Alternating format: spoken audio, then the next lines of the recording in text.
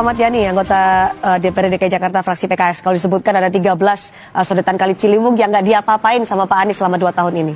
Ya, jadi mengenai masalah tadi ya, barangkali normalisasi ya, bahwa ini kan persoalannya kalau normalisasi itu, ini sebenarnya sudah disiapkan anggarannya. Kemudian juga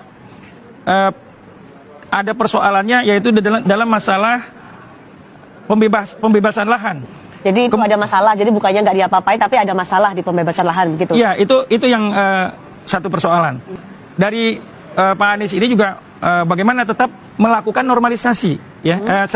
Selain itu melakukan, ya, ingin melakukan pemulihan kembali daerah aliran sungai. Di mana saja yang sudah dilakukan itu, Pak? Jadi hampir semua ini, ya, hampir semua sungai-sungai itu yang ada, bagaimana diupayakan untuk dilakukan normalisasi. Oke. Silakan. Di mana yang sudah dinaturalisasi, Pak Yani? Di mana yang sudah dinaturalisasi? Tunjukkan kepada saya, Pak. Ya, saya kira tadi dari sungai-sungai yang ada, ya, memang bagaimana dijaga, ya, wilayah-wilayah itu senantiasa untuk dibersihkan, diatur sedemikian rupa, ya. Di mana lokasinya?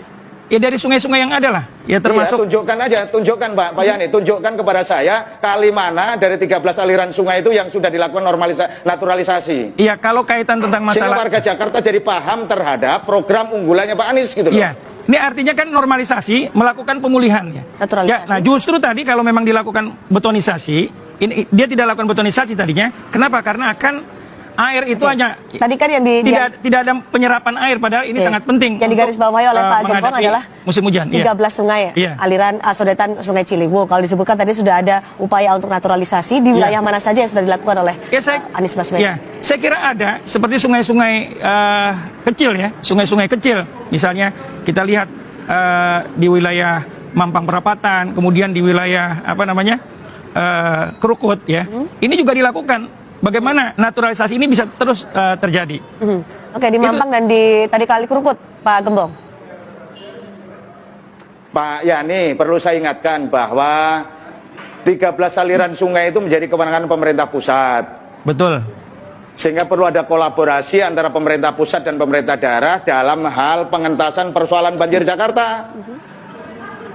Hari ini yang kita dapatkan, sama-sama kita saksikan, tidak ada satupun kali di 13 itu yang sudah dilakukan eksekusi oleh Pak Anies. Tidak ada satupun konsentrasi Pak Anies terhadap persoalan banjir yang tidak fokus. Baik, itu tadi ada sebutkan itu yang menjadi masalah. Permasalahan di zaman pemerintahan Anies Baswedan, Pak Gembong. Lalu kalau dibandingkan dengan zaman Basuki Cahayapurnama, karena ini kan hasil surveinya adalah membandingkan kinerja Ahok dan juga Anies Baswedan pada saat menangani banjir. Betul, iya. Jadi kalau di zaman Basuki Cahayapurnama,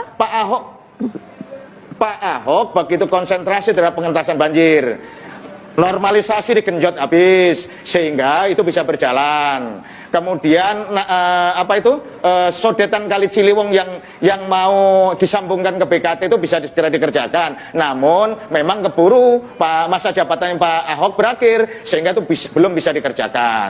Nah, pertanyaan berikutnya kepada Pak Yani, kalau beliau konsentrasi betul, masa 2 tahun ngurusin BKT nyambungin ke Kali Ciliwung nggak iso? Kan pertanyaannya itu. Silakan Pak Yani. 2 tahun loh ini, masa nggak bisa?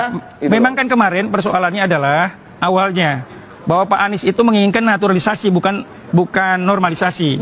Karena apa? Karena normalisasi itu ya kan betonisasi, sehingga pada saat air itu datang mungkin dari hulu ya, sehingga tidak ada penyerapan, hanya lewat ke laut. Nah, sementara air itu sangat dibutuhkan pada saat musim panas. Nah, itu barangkali enggak gitu Pak Yani. Yang jadi persoalan. Pak Yani, mau naturalisasi kayak mau normalisasi, tapi actionnya apa gitu loh. Pertanyaan saya di situ. Mana yang sudah dilakukan eksekusi untuk naturalisasi? Itu loh. Ya, saya kira hanya wacana aja. Oke, silakan jawab Pak Yani. Nah, di sisi lain ya, apa yang sudah dilakukan oleh Pak Anies itu adalah bagaimana melakukan pembangunan terhadap sumur resapan. Oke, jadi tidak perlu sungainya kemudian tapi sudah dilakukan dengan sumur resapan menurut Anda. Tadi dengan beberapa hal yang dilakukan oleh Anies Baswedan untuk mengurangi titik-titik banjir. Iya, nah saya kira itu sudah sudah satu upaya ya yang sudah dilakukan oleh Pak Anies yang membuat tadi kawasan bisnis yang begitu jelas tidak mendapatkan kebanjiran. Ada sumur resapan yang dilakukan Pak Gembong. Karena programnya Pak Anies adalah mengembalikan air dari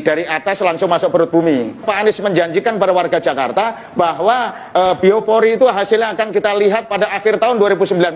Alhamdulillah hasilnya bisa kita lihat, tapi hasilnya banjir Jakarta.